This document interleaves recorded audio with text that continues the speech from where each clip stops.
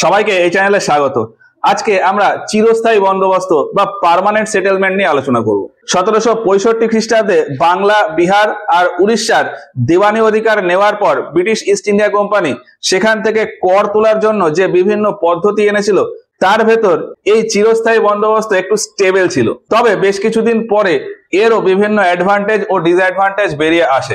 এই এরিয়াতে ইজারিদারি ব্যবস্থা চালানোর পর যে খারাপ একটা পরিস্থিতি তৈরি হয়েছিল, সেটাকে ওভারকাম করার জন্য নতুন এই চিরস্থায়ী বন্দোবস্তটা আসে। তো কি আছে এই সিস্টেমে, এক এক করে আসি। এর আগে ইজারিদারি ব্যবস্থাতে কি ছিল, বেশ কিছুটা জায়গা সেটা নিলামে উঠতো যে ওই এরিয়া থেকে কে সব থেকে বেশি ট্যাক্স তুলে দেবে, এবং সেই হিসাবে কোনো একজন ব্যক্তিকে 5 বছরের জন্য ওই জায়গা থেকে কর বা ট্যাক্স তোলার দায়িত্ব দিয়ে দেওয়া হতো। এবার প্রথমে 5 বছরের জন্য করা হয়েছিল, তারপর 1777 খ্রিস্টাব্দে প্রতি 1 বছর অন্তর অন্তর ওই জমি নিলামে উঠতো। এবার প্রত্যেক বছর এই নিলামে ওঠায় কোম্পানির যে আয়, সেই আয়টা অনিশ্চিত হয়ে পড়ে। আর প্রত্যেক বছর যেহেতু নতুন নতুন ইজারাদার আসতো, ফলে ওই জমিতে তেমন খুব একটা চাষ বা চাষের উন্নতি হতো না, ফলে আলটিমেটলি ইনকামও কমে যেত। আর ওপরে বসে কোম্পানির হেডরা দেখতো যে ওদিকে একদিকে কৃষকদের অবস্থা তো খারাপ হচ্ছে, আর ওপরে কোম্পানির ঘরে যে প্রফিট সেটাও কমে যাচ্ছে, কিন্তু মাঝখানে যে কোম্পানির অফিসিয়ালসরা রয়েছে তারা ধুষ্টপুষ্ট হয়ে যাচ্ছে। এবার এই অবস্থাটা ঠিক করার জন্য কোম্পানি চায় কোম্পানির বেশি বেশি প্রফিট হোক। এবার কোম্পানির বেশি প্রফিট হবে কখন, যখন চাষে উন্নত হবে, চাষে যখন বেশি করে উৎপাদন হবে। আর চাষে বেশি করে উৎপাদনের জন্য চাষে ইনভেস্ট করাটা প্রয়োজন। ফলে চাষের জমি এবং চাষের প্রোডাকশন আরো উন্নত কিভাবে করা যাবে, এই নিয়ে কোম্পানির হায়ার অথরিটির যে অফিসিয়ালসরা তারা বসে বিভিন্ন আলাপ আলোচনা করতে থাকে। এই করতে করতে 1784 খ্রিস্টাব্দে আসে ভারতে পিটস ইন্ডিয়া অ্যাক্ট। আর সেই সময় ওই কৃষকদের অবস্থা ঠিক করার জন্য একটা চিন্তা ভাবনা নেওয়া হয়। কোম্পানির ভেতর একজন অফিসিয়াল ছিলেন জন শোর। জন শোর আকবরের সময়কাল থেকে বাংলার মীর কাসিম, এই পুরোটা সময়ের ভেতর ভারতের এই এরিয়াতে কিভাবে কিভাবে কর তোলা হতো, কেমন রাজস্ব উঠতো, সেই পুরো ব্যাপারটাকে স্টাডি করে একটা ফাইনাল ডিসিশনে আসে যে জমিতে চাষবাস ভালো হবে যখনই মাঝখানে জমিদারকে রাখা যাবে, এবং জমিদারকে ওই এরিয়ার ক্ষমতা দিয়ে রাখতে হবে। জমিদারকে দিয়ে ওই এরিয়ার চাষবাসের উন্নতি করাতে হবে। এই রকম যদি করা যায় তাহলেই কৃষিতে প্রোডাকশন ভালো হতে পারে। এবার সেই সময় গভর্নর জেনারেল ছিলেন কর্নওয়ালিস। জন শোর কর্নওয়ালিসের সাথে কথাবার্তা বলে বাংলা আর বিহারের কিছু কিছু জায়গায় এই নতুন একটা সিস্টেম ইন্ট্রোডিউস করার চিন্তা ভাবনা করেন। জন শোর প্রথম এক্সপেরিমেন্ট করেন যে কোনো একটা পার্টিকুলার জায়গার যে জমিদার, তাকে ওই জায়গার ওনারশিপ বানিয়ে দেন। মানে ধরলাম যে কোথাও হয়তো 5টা গ্রাম আছে, এই 5টা গ্রামের একজন জমিদার, তাহলে ওই জমিদারকে ওই 5টা গ্রামের মালিক বানিয়ে দেওয়া হয়, এবং তাকে বলা হয় যে এই 5টা গ্রাম থেকে যা কর উঠবে তার কিছু পরিমাণ আপনি রেখে বাকিটা কোম্পানিকে দিয়ে দেবেন। ব্যাপারটা কেমন, ধরলাম যে 5টা গ্রাম মিলিয়ে যত কৃষক আছে তাদের যে উৎপাদন হলো, সেই সমস্ত উৎপাদন বিক্রি হবে টোটাল 10 লক্ষ টাকায়। 5টা গ্রামের যত কৃষক আছে তাদের টোটাল প্রোডাকশন বিক্রি হবে কত, 10 লক্ষ টাকায়। এবার এই 10 লক্ষ টাকার প্রোডাকশনের ওপর ধরলাম 40% ট্যাক্স নেবে ওই জমিদার, তাহলে 40% ট্যাক্স মানে কি 4 লক্ষ টাকা।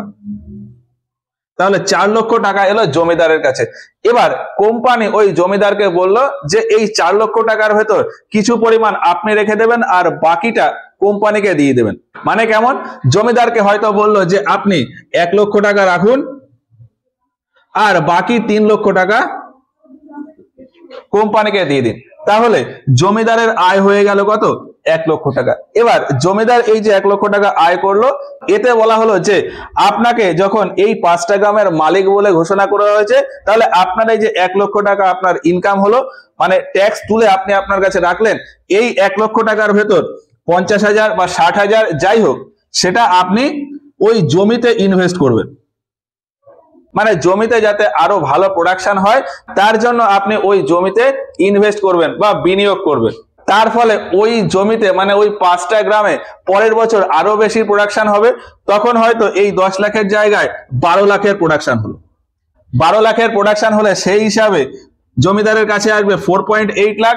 এবার 4.8 লাখ যদি জমিদারের কাছে আসে, জমিদার এখানে আগে 1 লাখের জায়গায় এবার হয়তো 1,20,000 নিল, আর বাকিটা তাহলে কত? কোম্পানির ঘরে চলে গেল 3,60,000 টাকা। তাহলে এবার এই যে জমিদারের আয়ও বেড়ে গেল। এবার পরের বছর যখন জমিদারের আয় বেড়ে গেল, তাহলে আগে যা ইনভেস্ট করতো এখন তার থেকে আরো বেশি ইনভেস্ট করবে, তার ফলে কি চাষ আরো বেশি হবে। এবার এই সিস্টেমটা জন শোর কয়েকটা জায়গাতে এক্সপেরিমেন্ট করে দেখেন 1784 খ্রিস্টাব্দে। আর এই এক্সপেরিমেন্ট করতে করতে তিনি দেখেন যে এই এক্সপেরিমেন্টটা খুব সাকসেসফুল।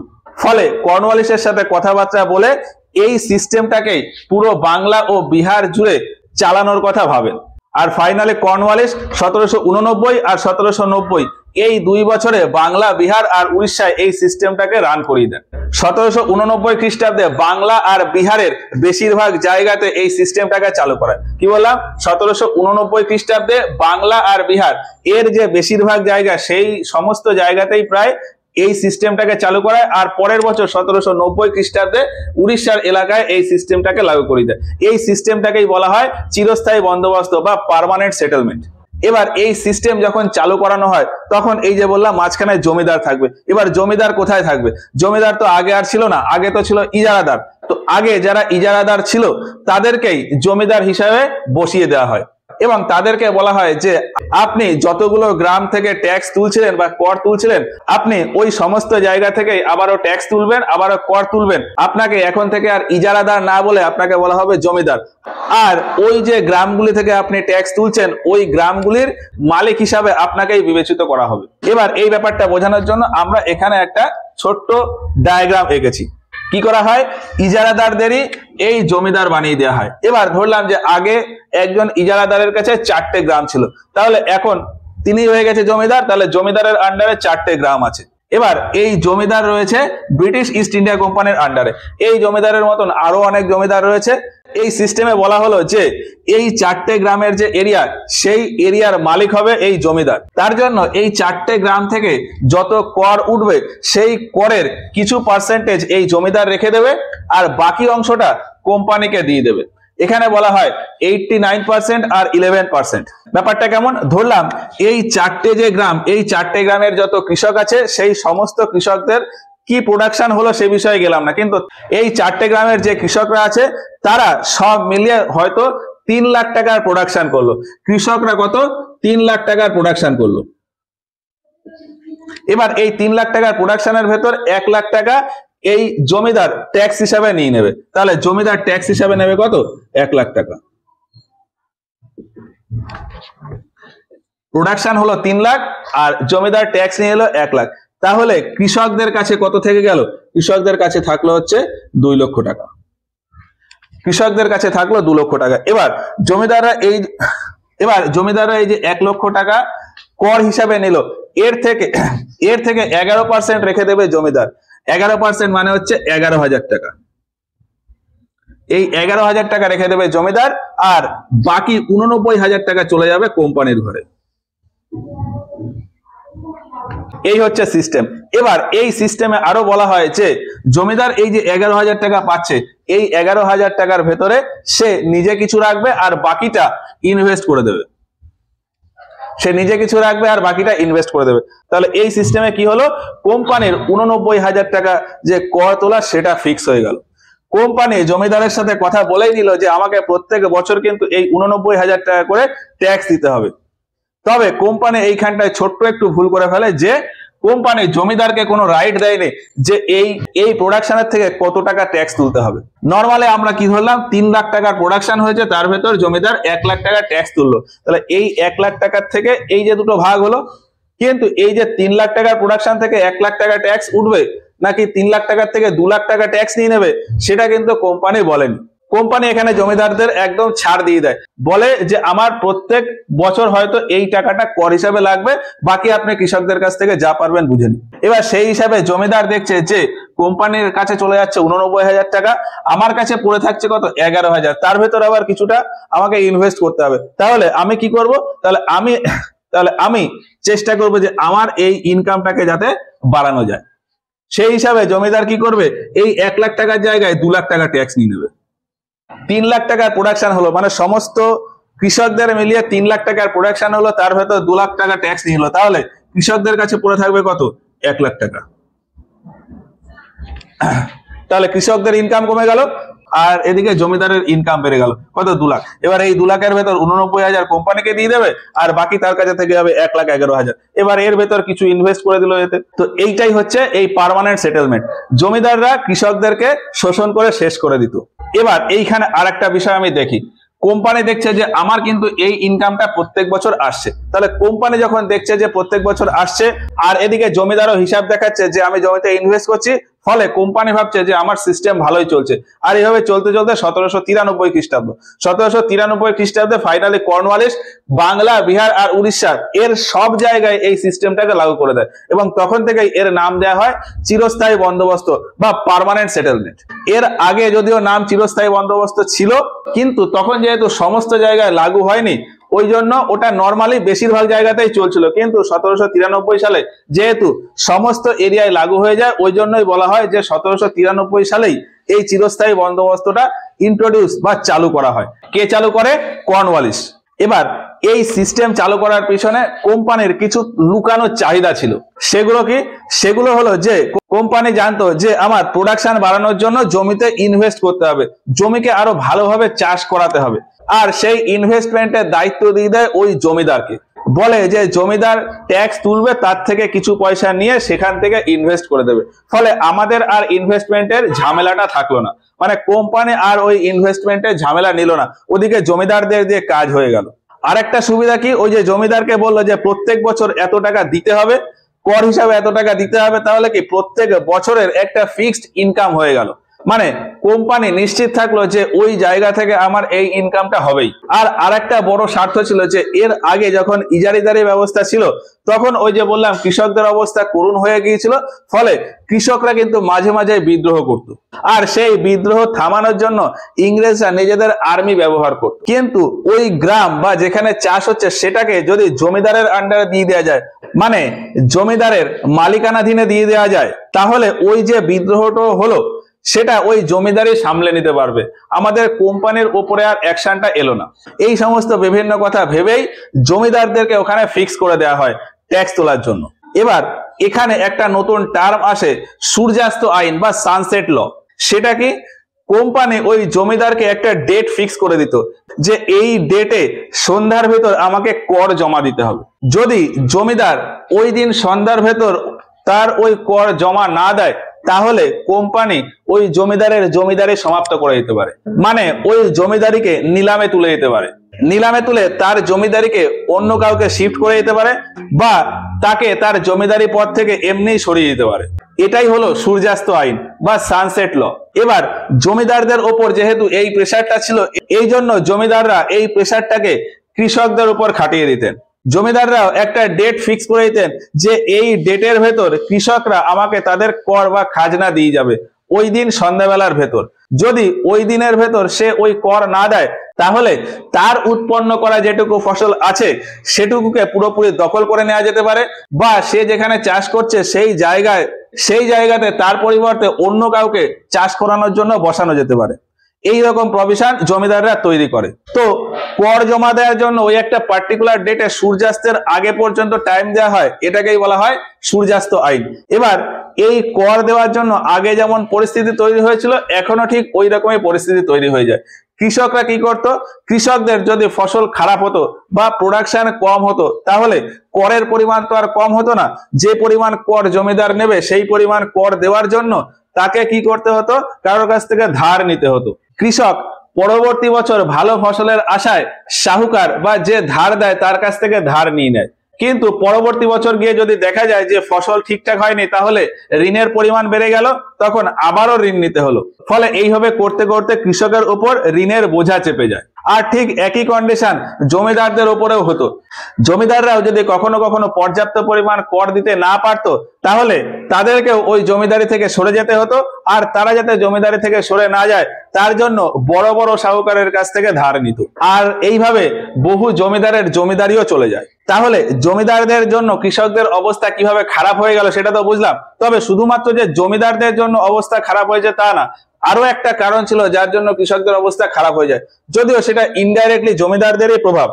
আমি একজন কৃষক, একজন জমিদার আর কোম্পানি নিয়ে একটা এক্সাম্পল দিই।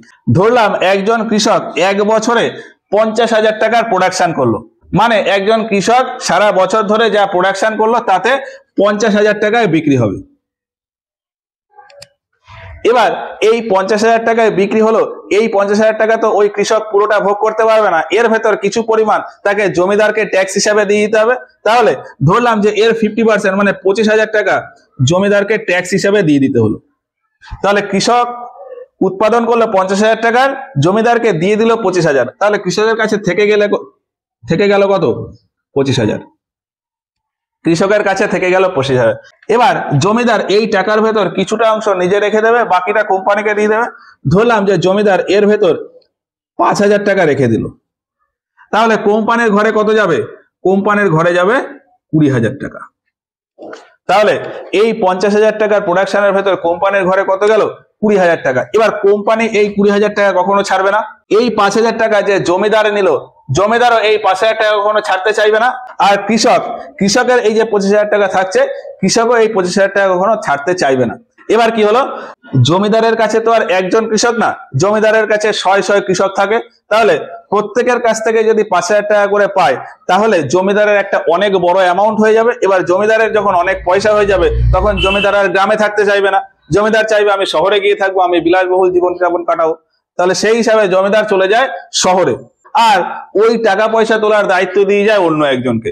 তাহলে জমিদার চলে গেল বাইরে, আর তাহলে কর তোলার দায়িত্ব নিল আর একজন। জমিদার শহরে চলে গেল, এখন মাঝখানে যে আছে সে তুলছে কত? 5,000। এবার এই 5,000-এর ভেতর সে হয়তো 500 টাকা রাখবে, বাকি 4,500 টাকা জমিদারকে দিয়ে দেবে। এটা হলো। এবার এই যে মাঝখানে যে ব্যক্তি 500 টাকা নিচ্ছে, সে কি ওই 500 টাকায় আর খুশি হবে? সে চাইবে আমি আরো একটু বেশি ইনকাম করি। এবার জমিদারকে তো 4,500 দিতে হবে। আমি যদি মনে করি যে 500-র বেশি ইনকাম করব, তাহলে এখান থেকে তো কাটতে পারবো না, কোম্পানিকে যেটা দিতে হবে সেখান থেকে কাটতে পারবো না, তাহলে আমাকে কোথা থেকে কাটতে হবে? কৃষকের কাছ থেকে যে টাকা নিচ্ছে সেটা আরো বেশি করে নিতে হবে। তাহলে কৃষকের এই 50,000-এর ভেতর 25,000 যে ট্যাক্স তোলা হলো, এই 25,000 না তুলে ওই ব্যক্তি যদি 26,000 টাকা তোলে, তাহলে সেখান থেকে সে রেখে দেবে 1,500, জমিদারকে দিয়ে দেবে 4,500, আর কোম্পানিকে দিয়ে দেবে 20,000।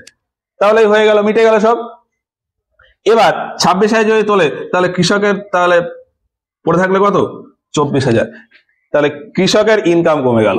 এবার তাহলে জমিদার চলে গেছে শহরে বিলাসবহুল জীবনযাপন কাটাতে, মাঝখানে যাকে রেখে গেছে সে এখন কর বাড়িয়ে দিয়ে পাচ্ছে কত? 1,500। এবার এ যখন কর তুলছে, জমিদারের আন্ডারে যেরকম 100 কৃষক ছিল, এখন এর আন্ডারে 100 কৃষক। এবার এ দেখছে আমার তো 1,500 টাকা ইনকাম হচ্ছে, আমি সবার কাছ থেকে নিলে আমারও মোটামুটি ভালো ইনকাম হবে, তাহলে আমিও এবার বিলাসবহুল জীবনযাপন কাটাবো। তাহলে এও চলে যাবে শহরে। এ কি করবে? এর আন্ডারে আরেকজনকে দায়িত্ব দিয়ে চলে যাবে। এবার সে কি করলো? সে চাইবে কি, এই যে আগে 26,000 টাকা উঠছিল, এই 26,000-এর ভেতর 20,000 কোম্পানিকে দিতে হবে, 4,500 জমিদারকে দিতে হবে, 1,500 উপরের মহলকে দিতে হবে। তাহলে আমার কাছে কি থাকবে? আমার তো কিছু রাখতে হবে। তাহলে এ কি করবে? এই ট্যাক্সের পরিমাণ বাড়িয়ে দিল, ট্যাক্সের পরিমাণ 7,000 করে দিল। তাহলে 7,000 মানে কি? এখান থেকে 27,000 তুলতে হবে। তাহলে 27,000 তুললে আমি জমিদারকে দিয়ে দিলাম 4,500, আমার উপরের বসকে দিয়ে দিলাম 1,500, আর তাহলে আমার কাছে কত থাকলো? 1,000 টাকা। এবার তাহলে আমি 7,000 যদি আমার কাছে রাখি তবেই এইটা পাবো। এবার 7,000 রাখতে গেলে 27,000 তুলতে হবে। এবার 27,000 তুলতে গেলে 50,000-এর ভেতর 27,000 তুললে আমাদের কৃষকের কাছে তো কত চলে আসবে? 23,000। তাহলে এইভাবে সিস্টেম চলে এলো। এবার এও দেখছে যে আমার কাছেও ধীরে ধীরে অনেক পয়সা চলে আসছে, আমিও বিলাসবহুল জীবন কাটাই। সেই হিসাবে এর নিচে আর একজনকে রেখে দেবে। এবার সে তার শেয়ার নেবে। এবার সে এইসবের ভিতর থেকে শেয়ার নিতে নিতে দেখা যায় যে কৃষকের কাছে আর পয়সাই থাকে না, আর আলটিমেটলি কৃষক গিয়ে ওই হয় কারোর কাছ থেকে ধার নেয়, আর নইলে নিজে লাস্টে গিয়ে আত্মহত্যা করে নেয়। এই সিস্টেমই বছরের পর বছর ধরে চলে আসে। আর এইভাবেই চলতে চলতে বেশ অনেকটা সময় পরে গিয়ে 1857 সালে গিয়ে ফাইনালে বিদ্রোহ হয়, সিপাহী বিদ্রোহ বা মহাবিদ্রোহ। তারপরে গিয়ে এই কর তোলার সিস্টেমটাকে মোটামুটি একটু ভালো করে করা হয়, যেখানে কৃষকদের অবস্থা আবার একটু ভালো হয়। এই হচ্ছে টোটাল পার্মানেন্ট সেটেলমেন্ট বা চিরস্থায়ী বন্দোবস্ত। এবার এখানে আরো দুটো তিনটে কথা একটুখানি আছে যেটা এক্সাম পার্সপেক্টিভ থেকে ইম্পর্টেন্ট। সেটা হলো কি, প্রথম এই চিরস্থায়ী বন্দোবস্ত আনা হয় কবে? 1793 খ্রিস্টাব্দে, কিন্তু এর আগেই আনা হয়েছিল 1784 খ্রিস্টাব্দে। 1784 খ্রিস্টাব্দে এর ট্রায়াল শুরু হয়ে যায় বাই জন শোর, কিন্তু ফাইনালি পুরো এরিয়া জুড়ে এই সিস্টেমটা চালু হয় 1793 সালে। কে চালু করে? কর্নওয়ালিস। এবার প্রথম যখন এই সিস্টেমটাকে ইন্ট্রোডিউস করা হয় তখন এটাকে 5 বছরের জন্য লাগু করা হয়। মানে কোনো একজন জমিদারকে 5 বছর টাইম দিয়ে দেওয়া হয় এবং তাকে ফিক্সড একটা রেট বলে দেওয়া হয় যে আমাকে এই রেটটাই দিতে হবে। তাহলে 5 বছরের জন্য কোম্পানি নিশ্চিন্ত হয়ে গেল যে ওই জমিদারের কাছ থেকে আমার এই টাকাটা আসবেই। এইটাকেই বলা হতো স্থায়ী বন্দোবস্ত। তারপর এই 5 বছরটাকেই 10 বছর করা হয় এবং তারপরে গিয়ে এই সিস্টেমটাকে করে দেওয়া হয় যে চিরকালের জন্য এটা ফিক্সড। এই জন্য এই সিস্টেমের নাম হয়ে যায় চিরস্থায়ী বন্দোবস্ত। এটা প্রথম কোথায় অ্যাপ্লাই করা হয়? প্রথমেই অ্যাপ্লাই হয় বাংলাতে, মানে বাংলার এই সমস্ত জায়গা জুড়ে প্রথমেই অ্যাপ্লাই হয়। যদিও 1784 খ্রিস্টাব্দ থেকে বাংলার এরিয়াতে, বিহারের এরিয়াতে, উড়িষ্যার এরিয়াতে ট্রায়াল চলছিল, কিন্তু পুরো বাংলা জুড়ে চালু হয় প্রথমেই 1793 খ্রিস্টাব্দে। তারপর বিহারের পুরো এরিয়া চালু হয়, তারপর উড়িষ্যা, তারপর সাউথ ইন্ডিয়াতেও এই সিস্টেমটা প্রয়োগ করা হয়। এই যে এইটা হলো কর্ণাটক এরিয়া, উত্তরের কর্ণাটক এরিয়া, এইটা ওই এরিয়াতে এই সিস্টেমটা প্রয়োগ করা হয়েছিল। এছাড়া বারাণসী, এই যে এইটা হলো বিহার, বাংলা আর উড়িষ্যার পুরো এরিয়া, এটা হলো বাংলা, বিহার, উড়িষ্যার এরিয়া, আর এই এরিয়াটাকে বলা হতো বারাণসী। এই এরিয়াতেও এই চিরস্থায়ী বন্দোবস্ত অ্যাপ্লাই করা হয়েছিল। এক্সামে কোশ্চেন আসে যে কোন কোন জায়গায় এই চিরস্থায়ী বন্দোবস্ত অ্যাপ্লাই করা হয়েছিল। বাংলা, বিহার, উড়িষ্যা, তার সাথে সাথে উত্তরের কর্ণাটক এরিয়া আর বারাণসী এরিয়া, এই এরিয়াতে এই সিস্টেমটা লাগু হয়। আর কর্নওয়ালিস 1798 খ্রিস্টাব্দে মাদ্রাসের এই এরিয়াতেও এই সিস্টেমটা লাগু করাতে চায়, কিন্তু খুব একটা সফল হয়নি, কারণ দক্ষিণ ভারতের এই এরিয়াতে জমিদারি সিস্টেম ছিল না, সেখানে ছিল পলিগার সিস্টেম। আর পলিগারদের থ্রু এই দক্ষিণ ভারতে কর তোলার জন্য নতুন একটা সিস্টেম আনা হয়, সেটা হচ্ছে রেওয়াতওয়ারি সিস্টেম। তো রেওয়াতওয়ারি সিস্টেম নিয়ে আমরা পরের ভিডিওতে গিয়ে আলোচনা করব। তো চিরস্থায়ী বন্দোবস্ত নিয়ে ওভারঅল বিষয় আশা করে বোঝা গেল। এখানে একটা জিনিস একটু বোঝার আছে যে এই সিস্টেম কিন্তু চালালে খুব ভালো একটা সিস্টেম হতো, কিন্তু আলটিমেটলি গিয়ে ফেল করে যায়। কেন? এই যে মাঝখানে অনেকগুলো লেভেল চলে আসে, কর তোলার অনেকগুলো লেভেল চলে আসে মাঝখানে, এই জন্য ফেল হয়ে যায়। আর আরেকটা কারণ কি, এই কোম্পানি কোনো রেট ফিক্স করে দেয়নি যে কৃষকের কাছ থেকে কত টাকা ট্যাক্স তোলা হবে, মানে কত % ট্যাক্স তোলা হবে। ওই জন্য জমিদাররা যা খুশি ট্যাক্স আদায় করে নিত, কৃষকদের কাছে পয়সা থাকতোই না। আর সব থেকে বড় কারণ হলো যে কোম্পানির লোকজন মানুষের উপর কখনো মানবিক হয়নি। এখানে কারা রাজ করত? এখানে রাজ করত ইংল্যান্ড থেকে আসা লোকজন। আর ইংল্যান্ডের জলবায়ু, ভারতের জলবায়ু আকাশ পাতাল পার্থক্য। ইংল্যান্ডের থেকে যে সমস্ত লোকজন আসতো তাদের চাষবাস সম্পর্কে কোনো আইডিয়াই ছিল না, ভারতের জলবায়ু সম্পর্কে কোনো আইডিয়া ছিল না। ফলে চাষে যে কত ক্ষতি হয় বা কত লাভ হয়, কেমন কি হয়, সেই সম্পর্কে কোনো আইডিয়া ইংরেজদের ছিল না। আর তারা সেই সমস্ত আইডিয়া নিতেও চায়নি। তাদের শুধুমাত্র মাথায় একটাই উদ্দেশ্য, আমাকে বেশি বেশি করে প্রফিট নিতে হবে। তাতে যদি কৃষক মারা যায় তাকে নিংড়ে, তাকে পুড়িয়ে তার থেকে যদি কিছু প্রফিট নেওয়া যায় সেটাও ইংরেজরা নিয়ে নেবে, এইরকম একটা চিন্তা ভাবনা ছিল। তো যাই হোক, এই হচ্ছে ওভারঅল চিরস্থায়ী বন্দোবস্ত বা পার্মানেন্ট সেটেলমেন্ট। আশা করি এই পুরো ব্যাপারটা বোঝা গেছে। ভিডিওটা ভালো লাগলে একটা লাইক করো। ভিডিও সম্পর্কে তোমাদের মতামত আমাদেরকে কমেন্ট বক্সে জানিও। আর কোথাও যদি বুঝতে কোনো কনফিউশন থাকে সেগুলো আমাদেরকে জিজ্ঞেস করো কমেন্ট বক্সে। আজকের মতো ক্লাসটা এখানেই শেষ করছি, দেখা হচ্ছে এর পরের ক্লাসে গিয়ে।